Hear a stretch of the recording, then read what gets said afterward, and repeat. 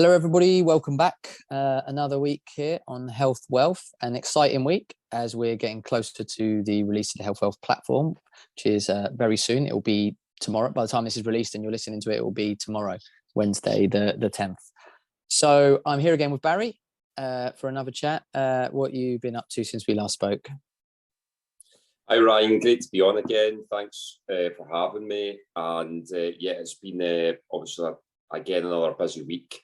Now pretty much by the middle of next week, I'll have finalised my first programme, and I've got a couple of girls that I'm going to be running the programme on, and it's going to be really beneficial to get their feedback and see if I need to tweak it. And one of them does have a little bit.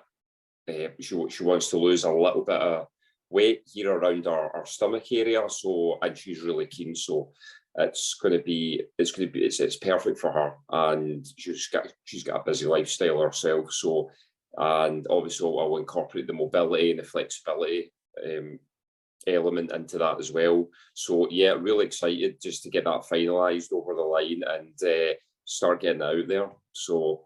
And yeah, obviously, as you say, very excited to see the release of the upcoming platform, and we've got loads of great stuff coming for listeners and subscribers. Yeah, absolutely, that's awesome. Yeah, it's good to be finally getting stuff properly over the line and out there, and start really working with people and hopefully making a big difference in people's lives. So it's awesome. It's exciting. And hopefully people are already learning stuff from the podcast too. We got a lot of good guests coming up too. We're going to have some great guest episodes coming. We've got a couple confirmed. There's a couple of really big, exciting ones that we're hoping to get confirmed next week or two. So yeah, it's all exciting. It's all good stuff. So this week, I thought we would talk on a very big subject, which divides a lot of people, and that's calories. So there's the whole, calories in, calories out, people talk about, and everything's based on calories, and just kind of talk a bit on that and what our view is on it, whether we believe that is actually true, calories in, calories out, whether calorie count is a good thing, whether it's even possible. And we'll basically try and cover the whole subject for people. So I'll come to you first, Barry, and just see what is your kind of view on the whole calorie situation. Yes, very much of the thinking of the opinion that from what I've read and people I've talked to and the experiences is that calorie counting is not conducive to a long-term nutritious and healthy lifestyle at all. There's several problems with it. There's the main problem with it. Well, for a start, it's very difficult to track calories consistently, throughout the day.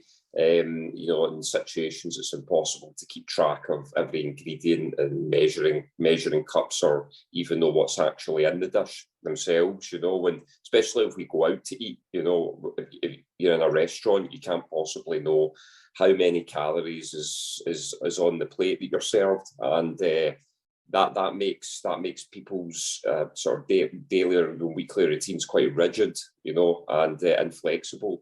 When we eat at home, we want to eat nourishing foods, so that make you feel healthy, well energized, and that's what a healthy lifestyle is all about. That's what normal life looks like. So counting calories it doesn't work day in, day out. It's just very cumbersome and difficult to keep up with. We get accustomed to eating food in situations where we're counting or tracking calories.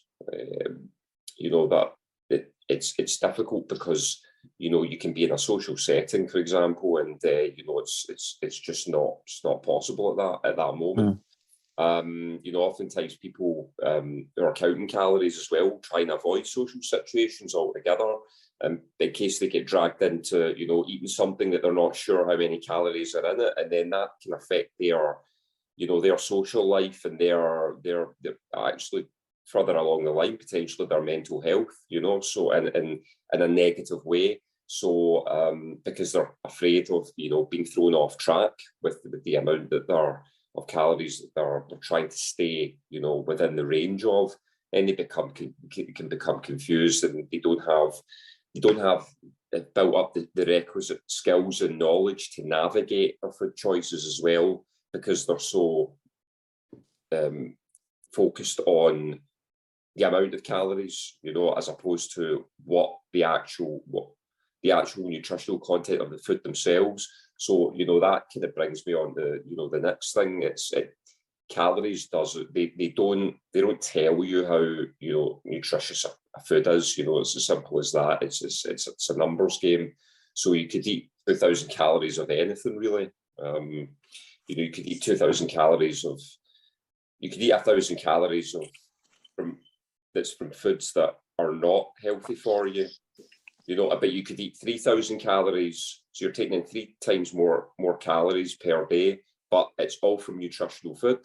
So you're getting a lot of the health benefits. So that's a lot of the details that people don't mention about it. It's a lot more nuanced than people think.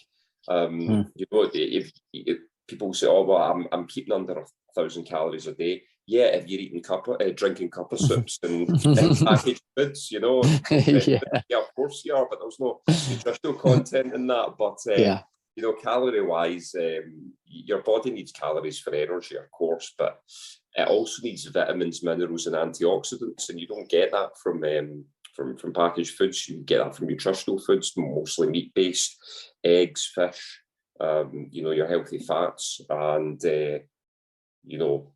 drinking, obviously avoiding a lot of the sugar and the carbs. So looking at calories in a number-based way, that excludes a lot of the major pieces of information that are important for your health and your well-being. It also wrongly guides you away from nourishing foods, but it can also, I feel it also leads people to develop an unhealthy relationship with food as well, and a very confined relationship.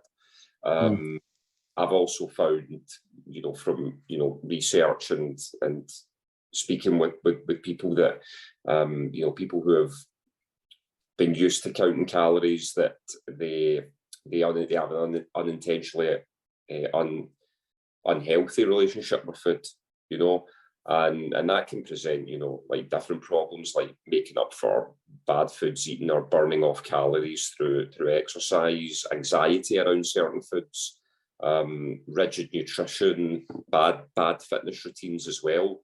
And that's really that's just a few of the problems that I found with the whole calorie counting space, really. Yeah, absolutely. I agree completely with that. I feel like it basically becomes like an OCD disorder with people who count calories. Their whole life revolves around it, even to the point of, that through the day they're trying to keep their calories below a certain amount, so they've got enough spare calories to have a little treat or a bit of chocolate in the evening, and it's it makes a hugely unhealthy relationship with food, because, like you say, you're basing it on calories, you're not basing it on anything else. And in regards to your first point about tracking calories, it's completely true. It's actually 100% impossible to properly track calories, because the calorie amounts on food labels are not accurate. In restaurants, it's even worse. Like you mentioned, restaurants, they're more than 50% out on most cases where they've tested it. And so it's impossible for you to actually track calories anyway. So it's kind of a pointless exercise. And then we go to the point of what even is a calorie. That there is zero nutritional value around a calorie. A calorie is a measurement of heat energy. So it's basically 1 calorie is the amount of heat energy it takes to heat up a cup of water by 1 degree Celsius. That's how it's measured. That's what it's from. And the measurements we got, I can't remember his name right now, but there was a scientist who basically came up with it, and he came up with a scale. I think it was in the 1800s, but he basically got different types of food and burnt them on a Bunsen burner and saw how much heat energy they gave off, and then the percentage that it gave off, that was what he used to say you would get. So, you know, if it was 10 calories and you got 90% of the heat from it, then he would say 90%. So you'd get 9 calories from that food, whatever. And the scale that he did in the 1800s is actually what scientists still use today. Not scientists, food nutrition labels. That's what they use for it. So they'll just say, so it's not like they've individually tested the food product you've got. They just say, well, there's about this much carbs in it. Look at his scale, this much. Okay, so you get this many calories from it. And it's based off nothing. And the most important thing, which you covered there as well, is what does it come with? Like, the calorie is no nutritional value. It doesn't tell you anything about what your body's actually getting. It is just the amount of heat energy that your body could make from that food potentially. And, you know, like we said, it's not even accurate. It tells you nothing about it. Like you said, you could eat 1,000 calories of chocolate, but then a good, healthy, nutritious meal could be 1,500 calories. So the person who's calorie counting goes for the chocolate for 1,000 calories. How is that healthy? And it's also not conducive to weight loss. People do it for weight loss, thinking calorie count, the whole calories in, calories out. I mean, the thing with calories in, calories out is it's not true in terms of being healthy. And it's not even true in terms of optimal weight loss. It's not even true in terms of that. But at the very, very kind of raw and basic level, at first, it will work for weight loss slightly. So people still think it works because, well, I did lots of calories out, not much calories in, and I did lose weight. So yeah, but how long did you keep that up for? Max, people keep it up a couple months, maximum, because what you're doing is, obviously, we talk a lot about the benefits of fasting, don't we? Like, you know, intermittent fasting or even a longer fast. But what you're doing with calorie counting, where you're trying to eat less calories and get more out, you're not fasting, you're starving. And there's a big difference between fasting and starving. Fasting is where you give your body everything it needs. You know, you eat plenty until your body's got everything it needs, and then you leave a long window of not eating. And in that time, your body does a load of processes that it needs to. It has everything it needs, and it has, you know, fats for energy, and it's in ketosis, and you're probably already fat adapted, so it can use fat for energy. Starving is where you are never giving your body what it needs. At no point does it get what it needs. It gets a little tiny bit here, tiny bit there, and it goes into starvation mode, which is where it stores fat. And so you're never going to have continued weight loss with that strategy. And as we said, it's going to give you a terrible relationship with food, which takes a long time to break.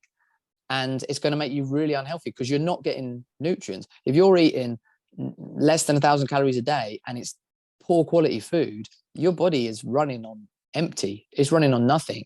I could eat a massive nutritious meal and not eat for 2 days, and my body will have more nutrition than the people who've been eating every day at that. It's crazy, and it's all about what you eat. And I imagine from being an athlete, when you were in athletics, I doubt they were ever encouraging you to restrict calories back then, because it's not going to be beneficial to your body in any way. Yeah, absolutely. A lot of great points raised there. In terms of the athletes, my experience as an athlete, as a high-level gymnast, it was not something that was ever mentioned. We obviously had to eat well, you know, meat, eggs, fish.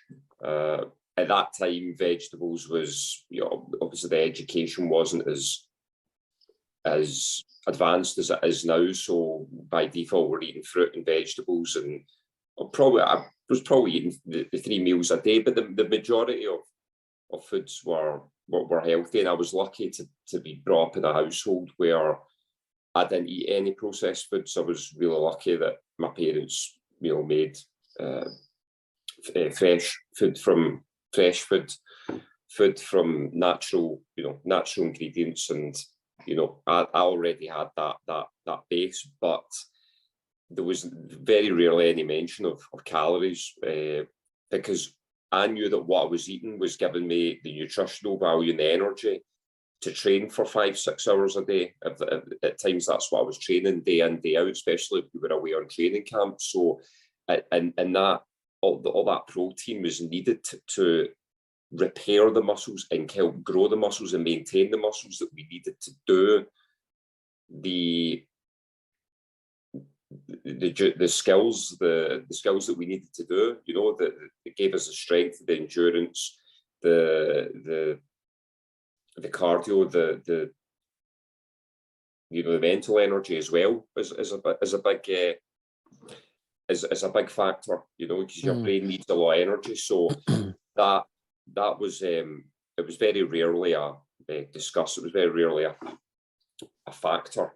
And it was all about, you know, what you were eating, not how many calories were in it. And, you know, the other great point that you made was about the weight gain aspect. You know, there's been so many studies that have shown that a lot of people who have, you know, lost weight through reducing their calories actually end up putting that weight on a lot faster when they deviate from their original calorie counting plan, whereas ones who have done it by eating well at the right times, especially, you know, fasting, doing the exercise, if they come off that, their body is far more resilient and far better equipped to prevent the weight gain than someone who has been through the calorie count, calories in, calories out method. So this is like, for example, I could eat rubbish for a month and not exercise, and I know I wouldn't put anything on, like nothing, because I've got credit. I've got credit with my body. My body's got. I've built that up over time, so it is in a far better position to withstand weight loss than someone who's done the calorie counting method. It doesn't solve, you know, we're talking about, you know, papering over the cacks. That's what it does. It does work to an extent, as you mentioned. It does, but it's not the correct method for long-term longevity at all. It doesn't solve the underlying problem. You know, it may help you adjust your weight temporarily, but it's a short-term band-aid solution. It doesn't address the underlying problem, and you know, what people should be doing is looking forward to the meals, that when it's time to eat, to actually look forward to it and nourish their body with nutritious food. And like, you know, every day I get to look forward to 6:30, 7 o'clock when I can eat, you know, and it's actually look forward to it. And calorie counting doesn't even enter my mind. I know what it is that I'm eating. It's got all the nutritional content that I need. Calories, there's not even a factor. So for me, there's a lot less to think about, and that's the other thing. There's a lot less to think about. It's far more conducive for long-term health. It saves you time, and it actually saves you money as well. You know, it's just far more efficient for the body. So and calorie counting it just takes the joy and the pleasure out of the food experience as well. You know, food is meant to be enjoyed, and your body is, you know, it needs to be nourished. And as you say, it doesn't form uniform. You know, the calculations, they don't offer totally conducive results either. You know, your body burns calories. Your body burns calories in a way that is dependent on quite a few factors. You know, it's the type of food that you eat. It's your body's metabolism. It's your gut health.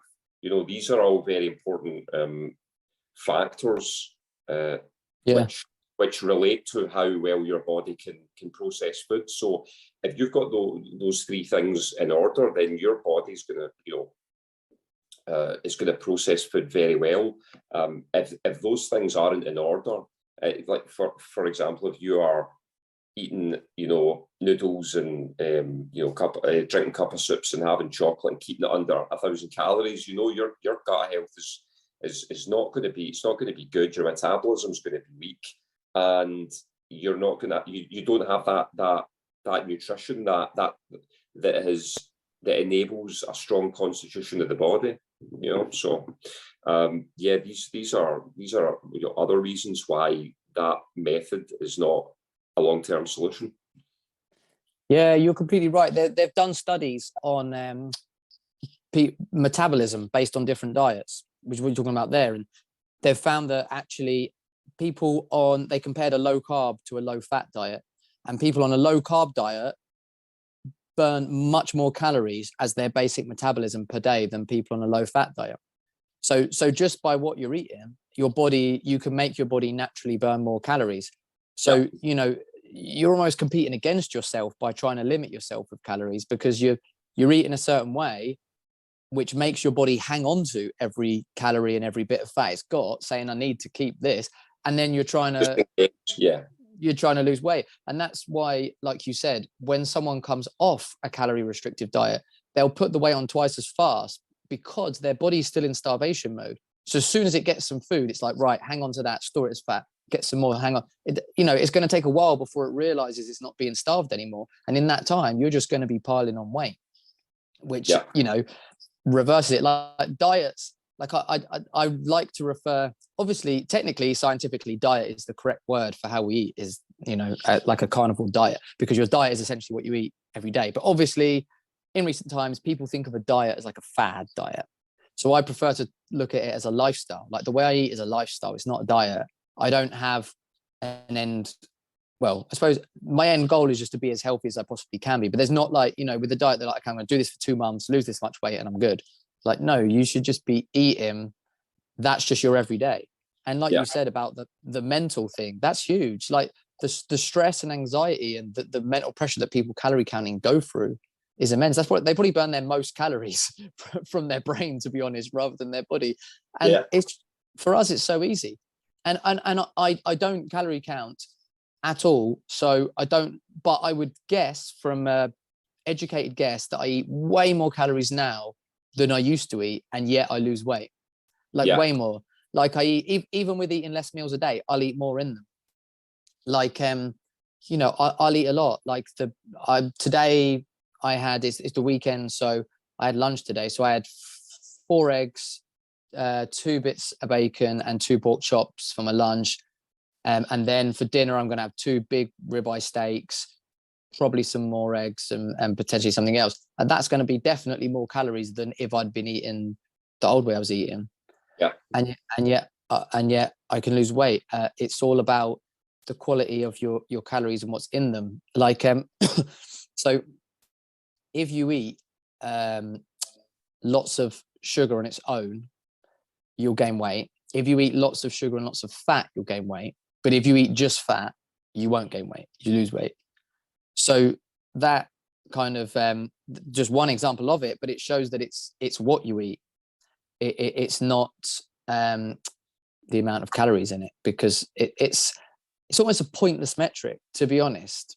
People use it so much, but as I say, you don't count calories. I don't count calories. It's really a pointless metric. I don't know. I'm not so sure when it first really became super, super popular, the whole calories thing.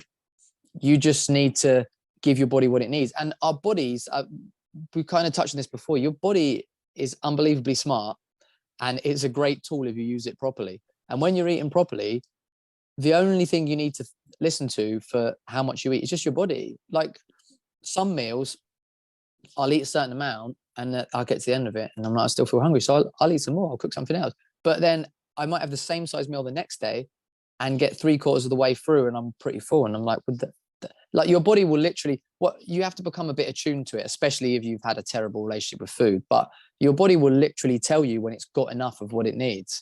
And if what you're eating, if you're kind of, you start eating your meal and you really look forward to it and you're like, this is going to be so nice. And by the end of it, you're thinking, oh, I don't know if I can even be bothered to eat anymore. It's not that great anymore. That's your body's just saying, I'm good. I've got everything I need.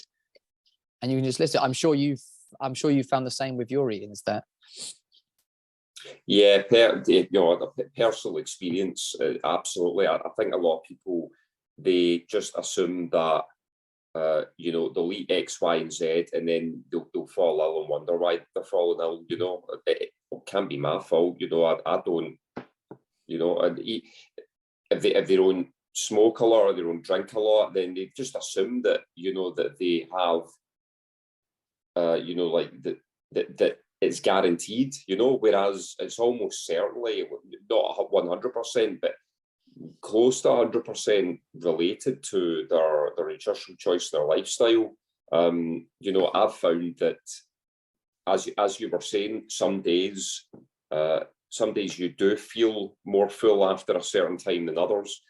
There was a time when I fasted till 7 and then had 3 eggs, I had steak, had some liver as well, and then I just had a kind of a sort of urge for some chocolate, so I ate like a 4-finger Kit Kat. Not great, but I ate a 4-finger Kit Kat. At least I ate it after breaking my fast nutritionally. But after the 4-finger Kit Kat, I was like, it barely touched the sides. I was like, I could eat another 2, because if I'd eaten that Kit Kat earlier, 2 fingers earlier in the day, and then another 2 fingers, I would have felt different about it, because my blood sugar was being spiked more than 1 time a day, which is not a good thing.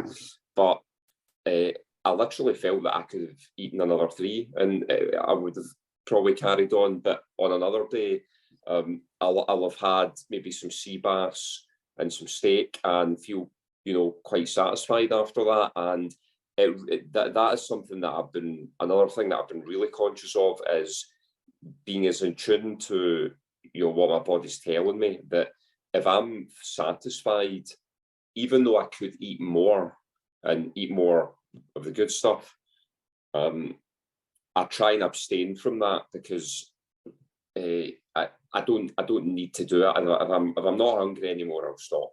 And whereas, as much as I enjoy food, and times before I've just carried on eating, even if it's more meat and it's good stuff, I don't really see the need for it, unless I'm, you know, lifting really, really heavy and I want to, you know, really increase my muscle mass, which is not something that I'm, which is not an aim for me just now. So when I feel satisfied, at that point, I'll stop at that point. But yeah, I think people need to listen to their bodies more as well.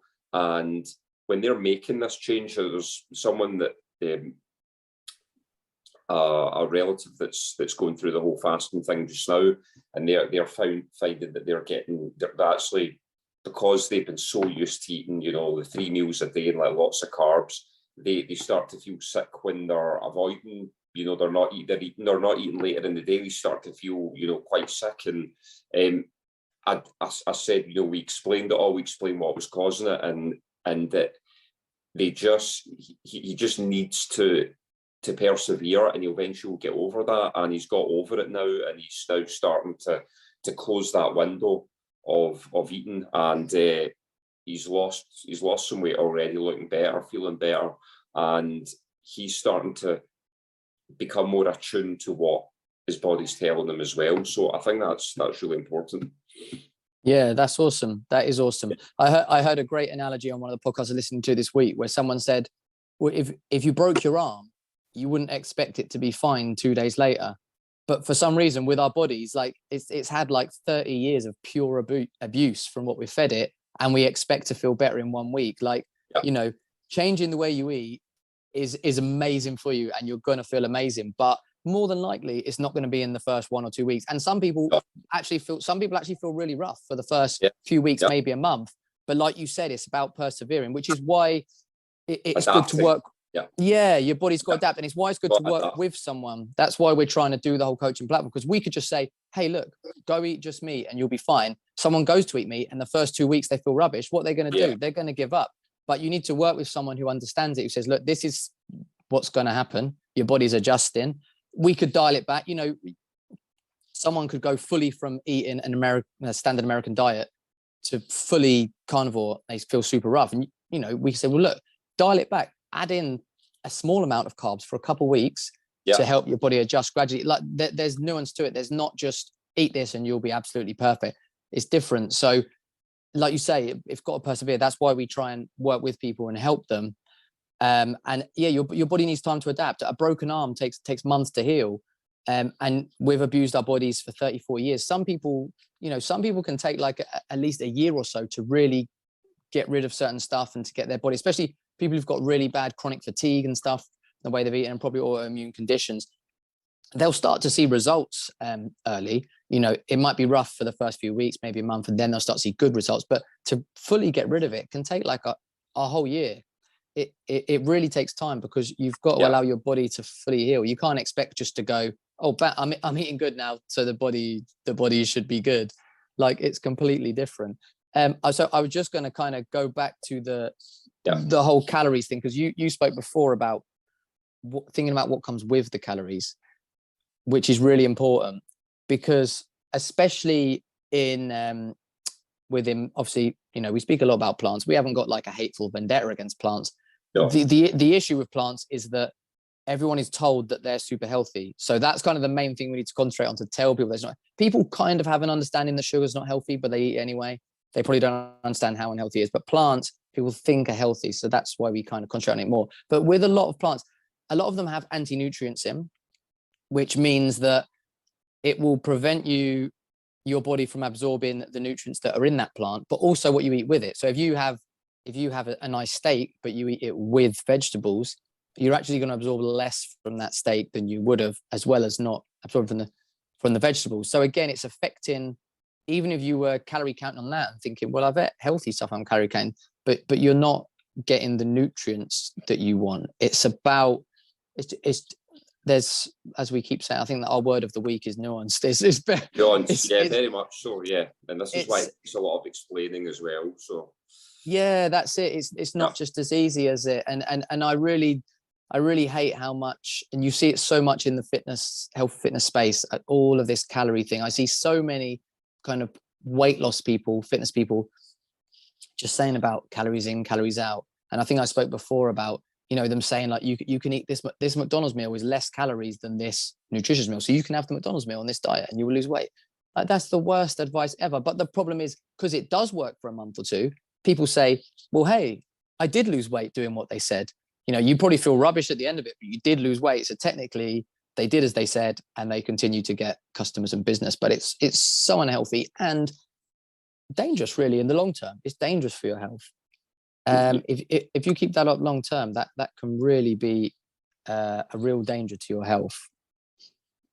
Yeah, absolutely. And I've seen a lot of this content, a lot of these reels about, you know, and they'll make a video and they'll have noodles and spicy sauce and say, oh, there's only X amount of calories in this, and it's absolutely asinine. You know, it really is. And as you say, it might paper over the crack short term and get results, but it is not conducive to long-term health and nutrition. We'll see these exact same people, or these fitness people, in 10, 15 years time, and see what they look like when, you know, they're not able to, you know, they may well keep the same sort of diet, but they're not going to age well, and they're not going to look as good as and feel as good and be as healthy as somebody who's done it the proper way, you know, the correct way, which is, you know, restricting the range of time,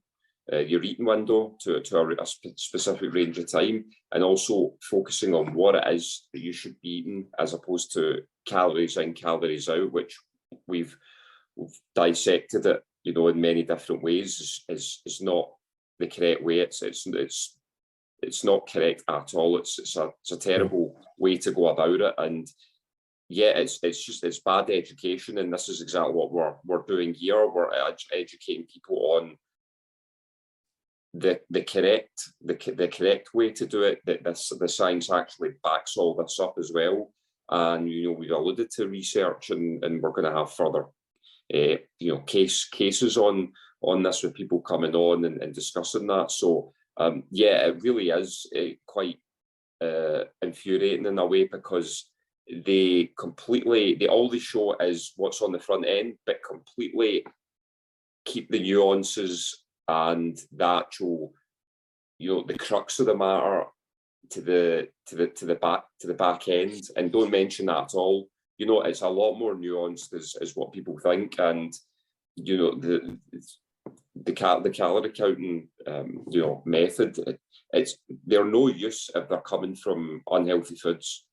Whether it's 5 calories or 500, it doesn't matter. It's about the quality of the calories, as you say, and eating a far more calorie heavy meal or 2 meals that's come from healthy sources is far more conducive to a healthy lifestyle than eating a far lower amount of food that amounts to a far lower amount of calories that isn't sourced from healthy foods. So yeah, but we're trying to put the correct message out there, as you say. Yeah, exactly. It comes down to that question. I actually did a video recently because someone actually asked that to me, was what do you go for? Is it health or weight? And it's just the easiest question in the world to me. It should always be health. And obviously these influencers trying to get people to, weight loss coaches and giving all this terrible advice, all they care about is weight. They don't care about health.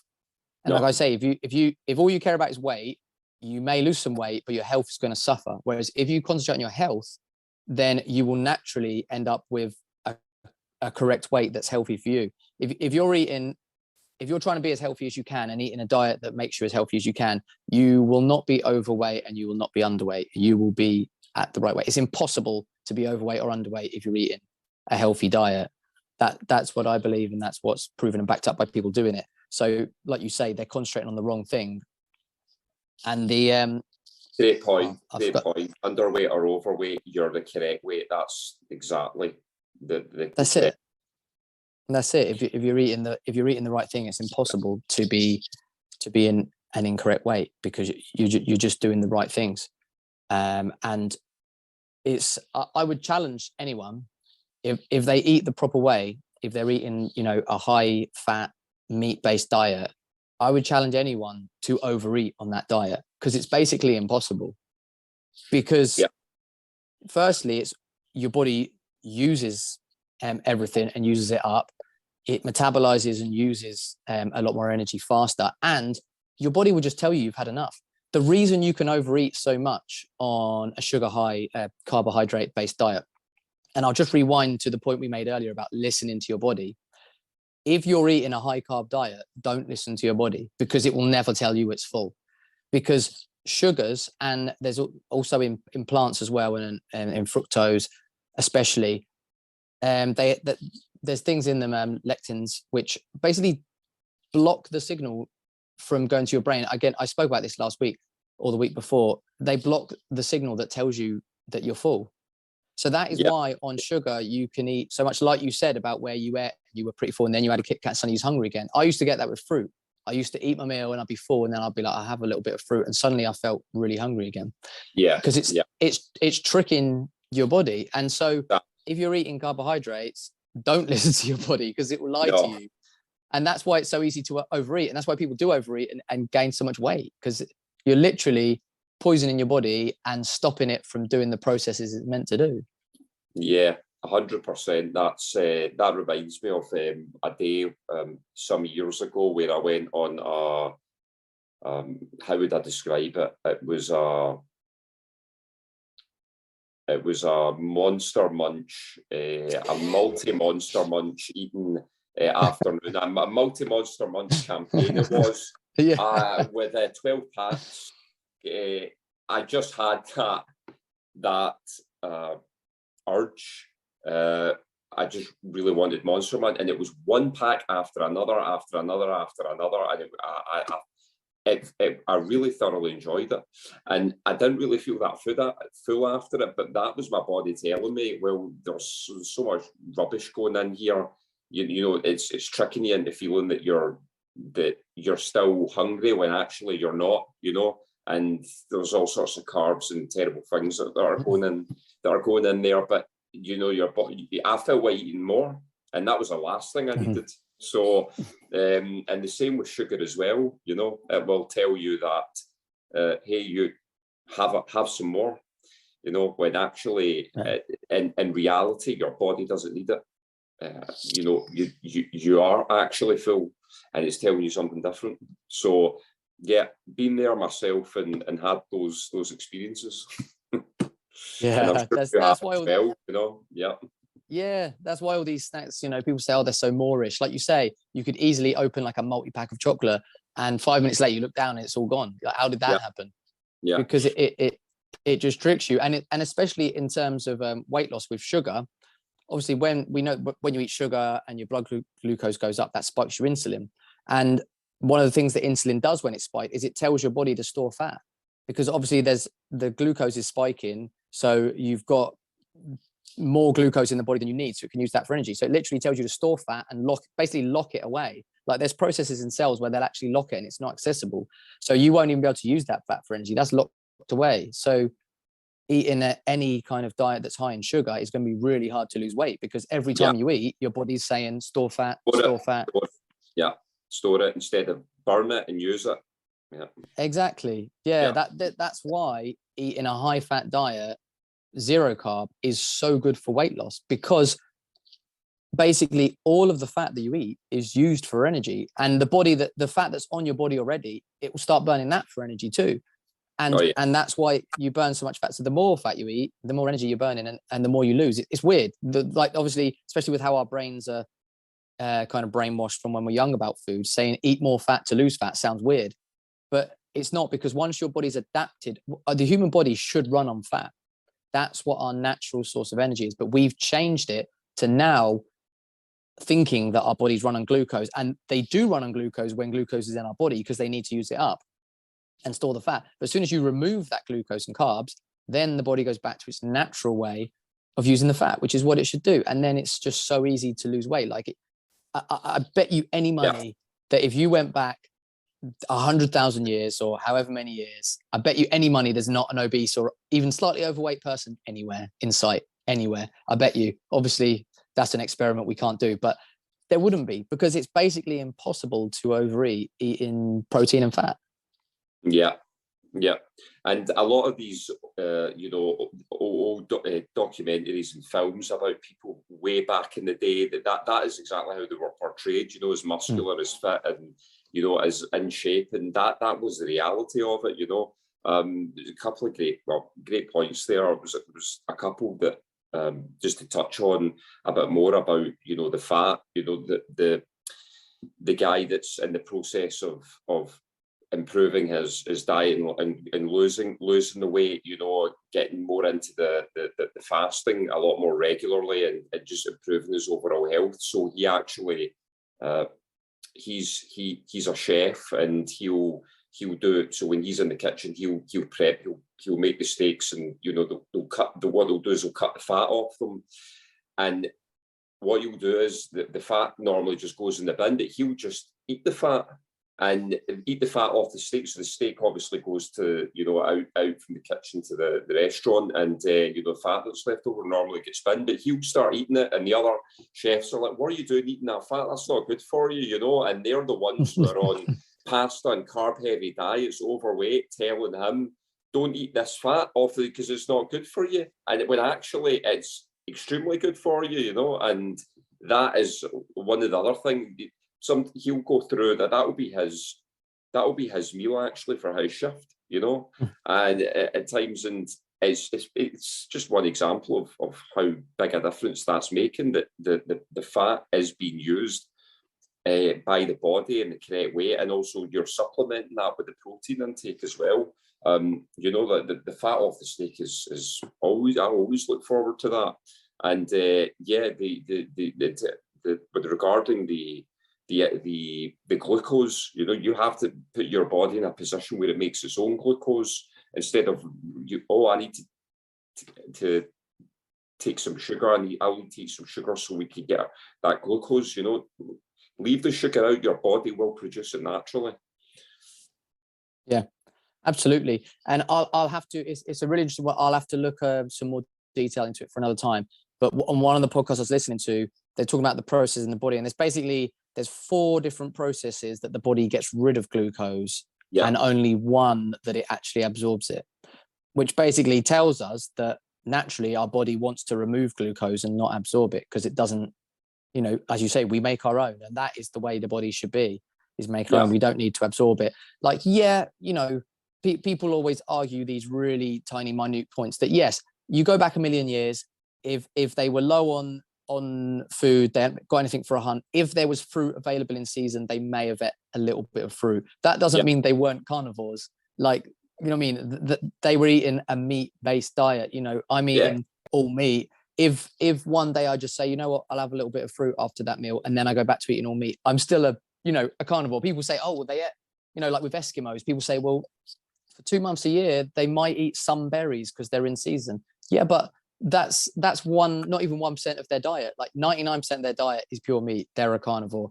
Like, yeah, so our body has a process to remove glucose and process it on the rare occasion it comes in, but we've changed that to every single day at multiple times. And I remember now that you made some good points earlier. I was going to comment on and I forgot it. So it was when you talked about the restricting. So they're restricting the calories, and it's the wrong way around. And I actually I saw some fitness person on Instagram the other day, and they talked about how they stay healthy, and they said about, I don't restrict anything I eat, which is just a barefaced lie, because they do. And I don't find our diet restrictive because I love what we eat, but technically it restricts in certain ways. Instead of restricting how much you eat, what you need to restrict is what you eat, and to some point the timings of when you eat.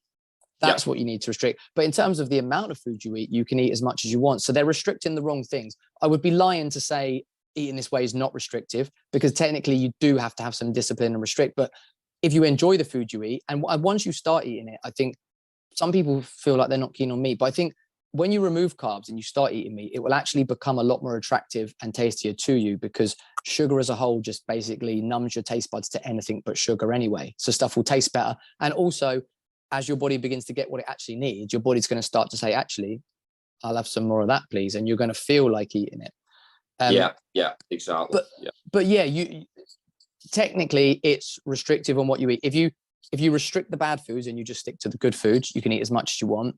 And then even on time, I would say some restriction on time, like especially like you said with the guy you're working with, if someone's really overweight, fasting and being strict on the times you eat is very beneficial. Especially for people who maybe just switch into this way of eating, who have a lot of illness and conditions they're trying to heal. Really high fat with big gaps of not eating is great. Once you've got on the diet and you've adapted for a while, you can, if you want, you can be less strict with your time eating windows once your body's fully adapted and healed. Because technically, with how we eat, you're basically permanently in ketosis. And by fasting, people want to basically get into ketosis. And so, you know, on the weekends, I'll eat lunch and dinner. In the week, I normally won't. And in fact, once or twice, because I've been, you know, cooking breakfast for my kids and stuff, now and again, I've had breakfast too, just on the odd occasion. But for me, that's fine, because I'm not actually interrupting the body's processes in my fasting because how I eat. Now, if I eat some carbs, that's a different story. That interrupts it. So I would say that you have to restrict some things, but you're not going to even see them as a negative once you get onto the diet and you feel the benefits. But the thing you do not restrict is how much you eat. Yeah, 100%. Yeah, I had actually yesterday was over at my mum's, and I had it was in the morning, maybe about 11:30, and I had some eggs and avocado. So I ate a lot earlier than I normally would, but I was eating well. You know, I was getting a lot of those healthy fats in at the time. So because I've had that, my body has, I wouldn't say that it's ever really needed to heal that much, but it's in a very good place in terms of you know, the health wise. I've already got that base. It wasn't really causing too much. So it wasn't doing me any harm, even though I would have felt better. I felt a little bit kind of wee bit stuffed after, because although it wasn't that much and it was what I was eating was good, I was eating a lot earlier than I normally would, but it wasn't doing any harm at all. But if I was eating like toast and, you know, bacon and fried and saturated vegetable oil, you know, then that wouldn't have been a good option. I would have felt a lot worse, you know, even though I was eating at the same time. So that absolutely, the timings are really important. But once you get into that momentum and you get into that schedule, and your body has done a lot of healing, you have dropped that weight, then you can make a few allowances here and there, as you say. You had breaks with your kids that odd time, and you felt fine, and the other thing I was going to just touch on was about just back to the calories, just very briefly. If you're eating a predominantly meat-based diet, now that's not to say that we can't have a few vegetables or a bit of carbs. I have that as well, but the core of my diet is meat-based and fish. So that's why it doesn't really have that much of an effect. But if you've got that diet in place and you are fasting, you can have less amounts, and you will drop. If you want to drop to a specific weight, and I'm not saying that the healthy weight is always the correct weight, but if you really just wanted to tone up a bit more, just get a bit more muscular, a bit more definition there, and if you wanted to go down that route, then you could still eat very well, but maybe a bit less. But your body's still using it in the correct way as well. So you're getting all of that protein, those nutrients in. Yeah, absolutely. Because point as well, really. Yeah, because your body actually functions completely and utterly differently when you're eating properly, because our body on the standard diet most people eat is so inefficient. Yeah. And so you need more of stuff, like even with things like vitamins and nutrients, like the recommended amount that you need to get and whatever is much higher with a standard diet, not just because you're getting less from food, but your body actually needs more. But once your body is functioning optimally with an optimal diet, everything functions properly, and you actually need way less. Like I say, no one really needs to supplement if they're eating an optimal diet, because you're getting more from your food and you need less. And every process just happens so much better, which is why, as we say, if weight loss is what you're looking for, it happens so much easier because your body's functioning right, and it's doing everything it should. And I'll just quickly put when I said I ate breakfast, that's still eating carnivore. That's not like we're not having cereal and toast. I'll cook them.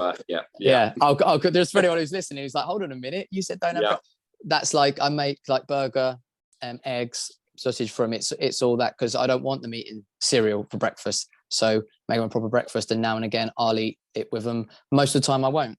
But as we say, it's about where you are in your personal journey, and if you're healing, then as we say, a nice fasting windows, very high fat diet, that is the best way to allow your body to heal. And I'll just touch on one more point on the calories. We'll just touch on one more before then we'll just finish by talking a bit about the platform, which is going to be released tomorrow when this goes out.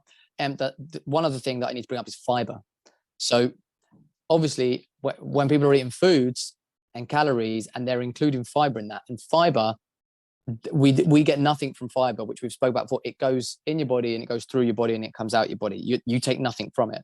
So it can help you feel more full, but people are counting that as calories when actually your body can't even extract any calories from that. So again, it just goes to show how you can't accurately track calories. So why even bother, really, would be my advice. Absolutely. And I think one of the biggest fallacies that I mentioned a few weeks ago, one of the big, which has just turned out to be an absolute joke, but a phenomenal marketing strategy, is fruit and fiber, cereal, which actually, and it did actually taste quite good, but it's absolutely terrible for you. And the way they present and packaged it, it's got the fiber, it's a must have, so far away from the truth. So it's not something that we need. We need to focus more on the omega-3s. I think I'm really big on them.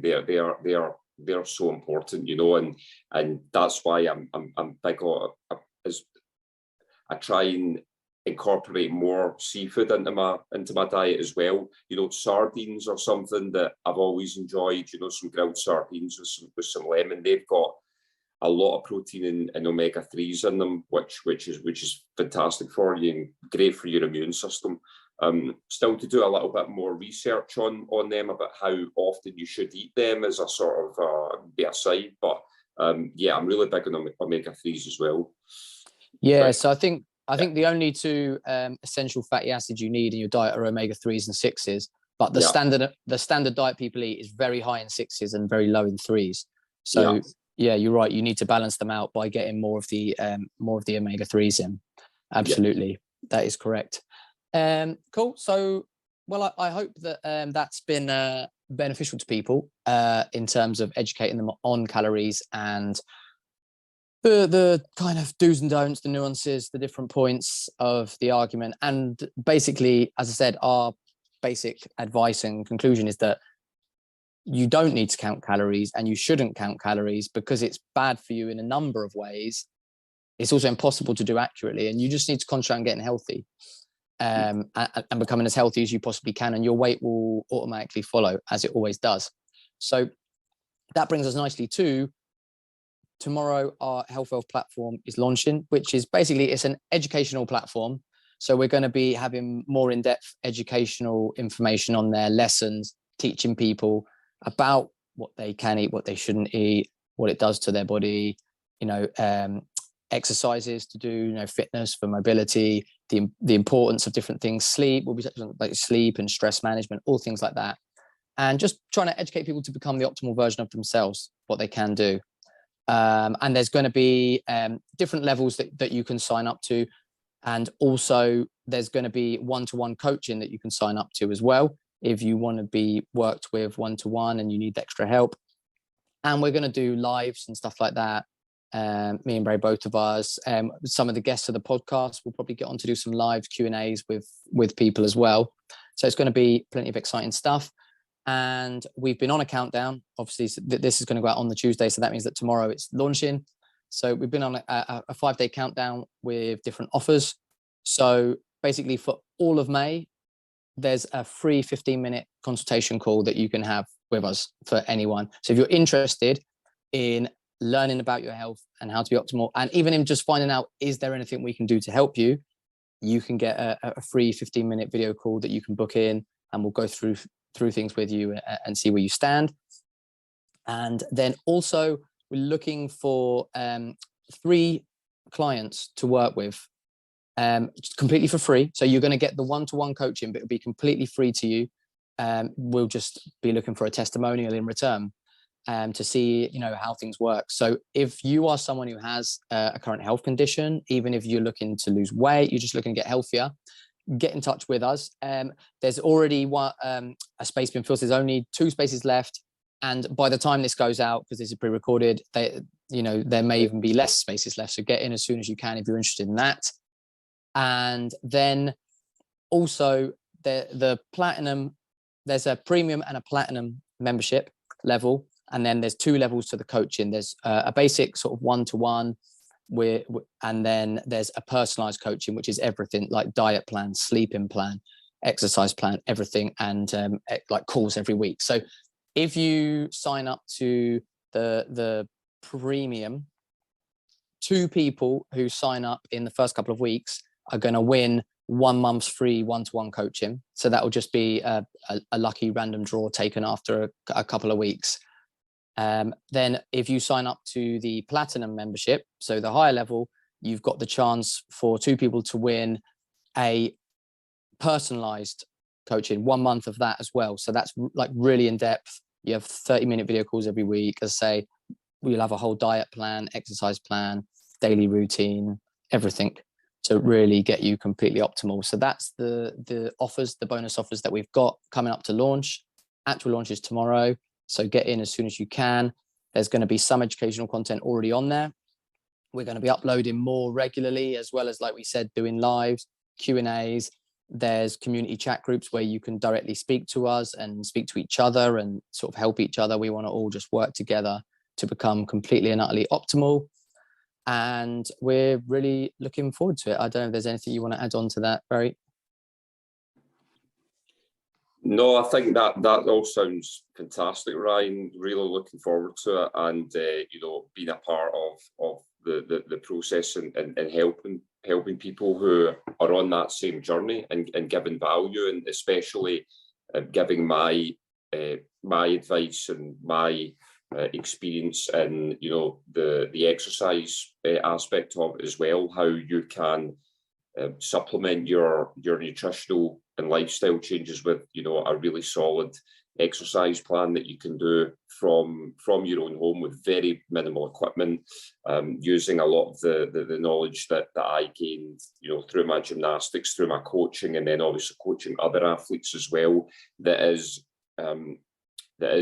extremely useful for even beginner level. So there's going to be exercises that you can do from basic level, building all the way up to, you know, a more advanced level, depending on where you are in your fitness and nutrition journey. So very much looking forward to inputting that and putting that in place on the platform as well. And yeah, looking forward to working with you know, future subscribers, and yeah, looking forward to the launch, Ryan. Thanks again for having me on. Really enjoyed that. That's all right. Found it educational as well. Yes, definitely. As you said, it's helping people is what we're about and what we're trying to do. So hopefully we're going to achieve that. And like you said there, with the exercises, everything is basic. It's not, there's nothing complex. So, you know, the exercise is stuff you can do at home easily. The diet side, there's nothing complex. The main thing is we're teaching people the education and things they need to be aware of, but it's, you know, food you can easily make yourself, food you can easily get hold of. It's not complex. It's not hard work. We just need to give you the right knowledge, and we'll go from there. So thank you again for coming on. We will see everyone again next week, and we'll be posting as much content as we can in between then. And obviously keep listening to the podcast, because we're going to have quite a lot of guests coming up who have their health stories to share, which kind of gives you an idea of what you can achieve if you follow the things that we're saying and do the things we're saying. Then you can achieve some amazing health results, which we're going to be sharing on the podcast. So everyone, keep listening, get signed up to the membership platform. We'll see you next time, and let's get optimal together. Hey guys, thank you so much for tuning into the show. I really hope that you enjoyed it. If you have any questions or topics you'd like us to cover on the podcast, or you'd like to appear on it, then please contact us at hwpoduk@gmail.com, on our website, which is healthwealthuk.com, or on any of our social medias, which are at hwpoduk. Please make sure you like, subscribe, share it with all your friends and family, and we will see you next week.